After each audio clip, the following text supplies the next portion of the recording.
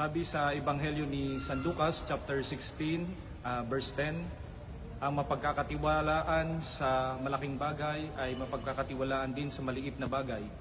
At ang mandaraya sa maliit na bagay ay mandaraya rin sa malaking bagay. Mga kapatid, maganda pong tanongin natin ang ating mga sarili. Tayo ba ay napagkakatiwalaan sa mga maliliit na bagay? Alam niyo po, ang mga malalaking bagay, kagaya po ng mga kasalanan, katiwalian, ay laging nagsisimula sa mga maliliit na bagay.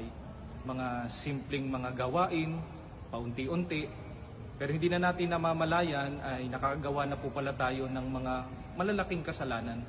Kaya maganda pong tingnan natin ang ating mga sarili, yung mga kinikilos natin. Tayo ba ay napagkakatiwalaan kahit sa mga maliliit na bagay? Yung kahit walang nakakakita, tayo ay nagiging tapat. Kahit walang nakakakita, tayo po ay nagtatrabaho ng maayos. Dahil sabi nga, kapag napagkakatiwalaan ka sa maliit, ay napagkakatiwalaan ka din sa malaki. Manalangin po tayo.